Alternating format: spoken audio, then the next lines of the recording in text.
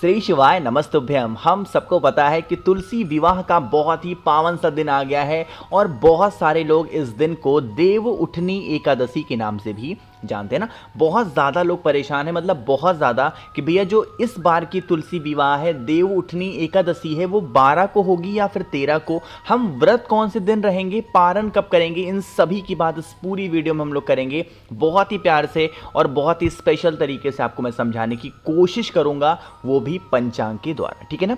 चलो, स्क्रीन पे आप सभी को मैं एक पंचांग दिखा रहा हूं जो कि है 12 नवंबर का पंचांग। मेरी बात समझ में आ रही क्या? अब देखो, 12 नवंबर की इस पंचांग में 2 तिथियां लिखी हैं।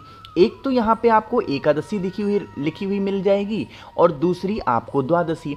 हमको मतलब एकादशी से है, तो चलो बात करते हैं एकादशी की।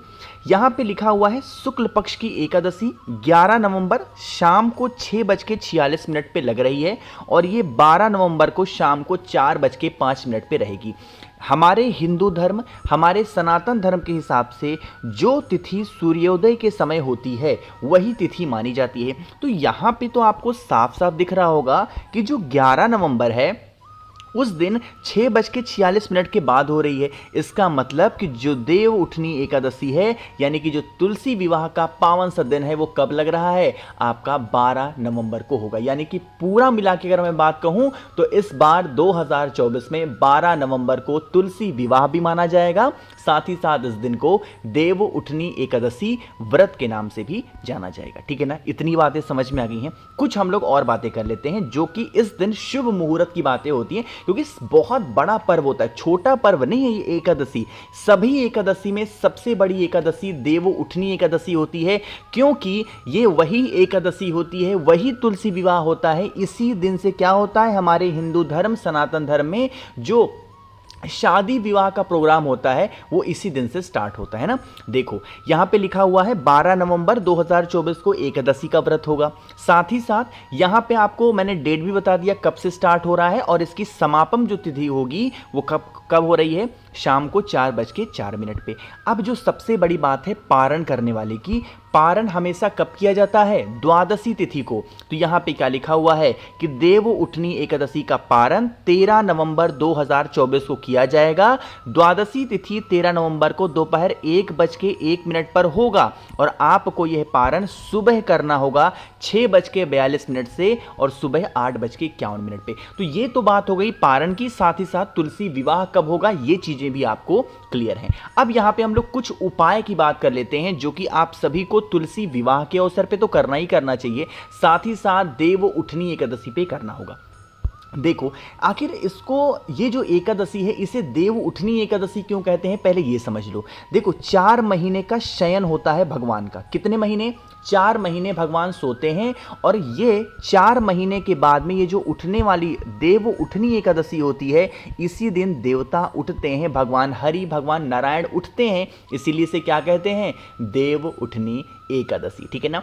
अब इस दिन हमें उपाय भी करने चाहिए जिससे हमारे घर में धन संपदा बनी रहे और मां लक्ष्मी का वास हो। ये जो दूसरा उपाय है, अगर आप लोगों ने गुरुजी की कथा सुनी होगी ध्यान से, तो उस कथा में गुरुजी ने कहा था कि जब कार्तिक मास की पूर्णिमा तिथि आए उसके 5 दिन पहले हमें एक उपाय करना है, उससे हमारे घर में धन संपदा की कभी कमी नहीं होती है। भगवान हरि भगवान नारायण शिव शंभू की कृपा हमारे घर पे बनी होती है।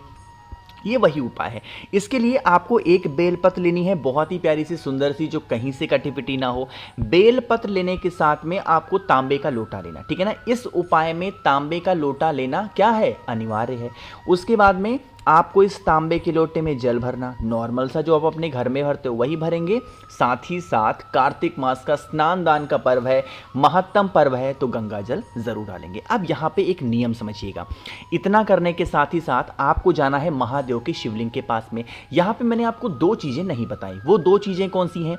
एक तो कार्तिक मास के महीने में कमल गट्टे का इस्तेमाल बहुत ज्यादा होता है और बहुत शुभ भी माना जाता है, तो आप सभी को एक कमल गट्टा लेना है। एक कमलगट्टा लेने के साथ ही साथ आपको ज़रूरत पड़ेगी एक चावल का दाना, मात्र एक चावल का दाना। लेकिन ये जो चावल का दाना होगा इसको आप हल्दी से पीला करोगे। काफ़ी लोग परेशान हो गए होंगे, भैया महादेव को तो हल्दी नहीं चढ़ती। अब आप लोगों ने गुरुजी की कथा सुनी होगी, सीहोर की शिव चर्चा, उसी में बताया था, वही चीज़ मैं आपको समझा रहा हूँ, ठीक है ना। तो उस एक चावल को हल्दी में पीला करना, जो बेलपत्र है, जो कमलगट्टा है और जो एक चावल का दाना हल्दी में पीला किया हुआ है, उसे आप महादेव के शिवलिंग के ऊपर समर्पित करके अगर एक लोटा जल समर्पित कर देते हैं, कब कब करना है, 11 तारीख को, 12 तारीख को, 13 तारीख को, 14 तारीख को और 15 तारीख को, लगातार यह 5 दिन आपको इस उपाय को करना है, जिससे साल भर हमारे घर में धन संपदा बनी रहती है। कभी भी किसी भी चीज की कमी, मां लक्ष्मी का वास हमारे घर में हमेशा बना रहेगा, ठीक है ना। करना ज़रूर है, भूलिएगा नहीं कोई भी लोग। तो यहाँ पे हम लोगों ने बात कर ली है अपने 2 उपाय की। आगे बढ़ते हैं इस वीडियो के हम लोग अपने तीसरे उपाय की तरफ, जो कि आपको करना है इस तरीके से लौंग के साथ में। लेकिन उसके साथ ही साथ देव उठनी एकादशी तुलसी विवाह पर आप सभी के लिए मेरी तरफ से एक छोटा सा ऑफर है, और वो ऑफर सिर्फ 12 नवंबर रात 12 बजे तक है, एक दिन के लिए है।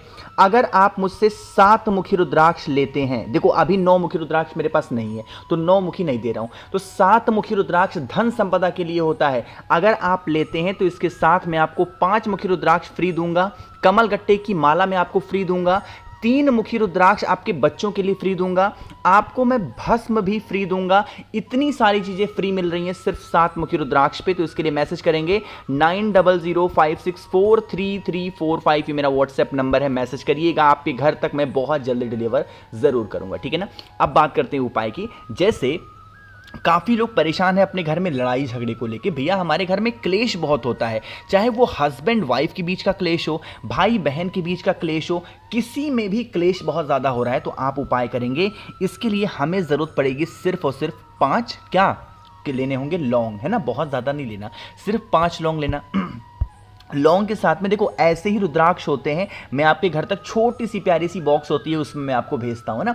तो आपको क्या करना है, कोई भी एक रुद्राक्ष ले लो, चाहे 1 मुखी ले लो, 2 मुखी ले लो, 5 7 जो भी आपके घर में हो, कोई भी एक रुद्राक्ष लेना। उसको आपको एक तांबे का लोटा लो या फिर कोई सा भी पात्र लेना, उसके अंदर जल भरना, गंगा जल भरो, और हाँ ध्यान रखिएगा जो मैंने आपको रुद्राक्ष बताया उस रुद्राक्ष को आप इसी कलश के अंदर डाल दो। डालने के बाद में थोड़ी देर तक छोड़ दो, है ना, डालने के बाद में छोड़ देना, और फिर आधे घंटे 1 घंटे के बाद में उस रुद्राक्ष को निकाल करके आप अपने घर पे रख दो। बाकी की जो सारी चीजें हैं, लौंग को नहीं डालेंगे, इन सभी चीजों को लेके पहुंच जाएंगे महादेव के शिवलिंग के पास में। जो आपके पास में 5 लौंग है, आपको पता होगा जो महादेव का पूरा परिवार है शिवलिंग के ऊपर ही विराजमान है, तो जो लौंग है उस 5 लौंग को माता अशोक सुंदरी के स्थान पे हाटकेश्वर, जब भी क्लेश के लिए, लड़ाई के लिए, झगड़ों के लिए हम कोई उपाय करते हैं तो उसमें महादेव का एक ही नाम लेते हैं, हाटकेश्वर महादेव, तो वो समर्पित करना। और जो आपके पास में जल है उस जल को यहाँ पे समर्पित करेंगे रुद्राक्ष का, यही जल बहता हुआ इससे नीचे गिरेगा, इस जल को यहाँ से रोक लेना। जो भी व्यक्ति घर में आपके लड़ाई झगड़ा करता है, अगर उसे आप पिला देते हो, खिला देते हो ना किसी तरीके से, तो यकीन मानिए उस इंसान का जो क्रोध होगा वो धीरे धीरे करके खत्म जरूर हो जाएगा, ठीक है ना। तो भूलिएगा नहीं कोई लोग, बहुत ही छोटा सा और बहुत ही आसान सा उपाय था, करना सभी को है। अब जो सबसे बड़ी बात है, सबसे इंपॉर्टेंट बात होती है देव उठनी एकादशी की, या फिर इस दिन को आप तुलसी विवाह के नाम से भी जानते हैं, आपको करना जरूर है, ठीक है ना।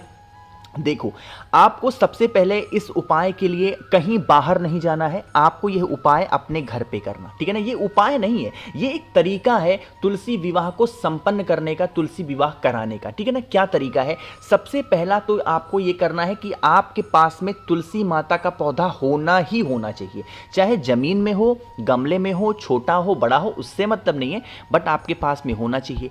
होने के साथ में आपको गन्ना लेना है ना, हमारे यहाँ इसको गन्ना बोलते हैं, कुछ लोग यहाँ ईख बोला जाता है, आपके यहाँ जो बोला जाता है जो भी समझ लो, आप ऐसे लेना। कितने लोगे, 5, ठीक है ना, 5 ईख लेंगे, या फिर आप कह सकते हो 5 गन्ना लीजिएगा।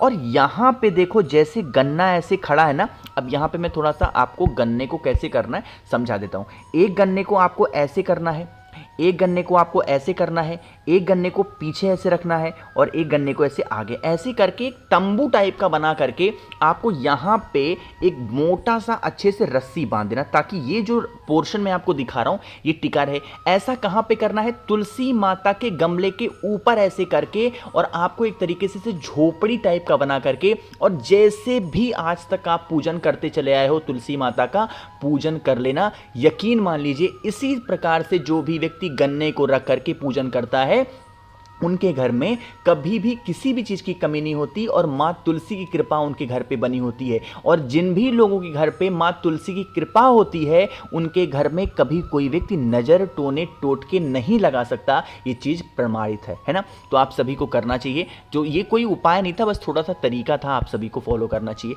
बाकी मैंने आपको समझा ही दिया, बहुत ही पंचांग वगैरह सब कुछ दिखा करके कि आखिर 12 को है या फिर 13 को, सारी चीज़ें समझ में आ गई हैं। तो वीडियो पसंद आई हो तो लाइक करिएगा, कुछ पूछना है नहीं समझ में नीचे कमेंट सेक्शन में पूछ सकते हैं। और मेरे जितने भी भाई बहन आज आवाज़ मेरी पहली बार सुन रहे हैं, चैनल को ज़रूर सब्सक्राइब करेंगे। श्री शिवाय नमस्तुभ्यम।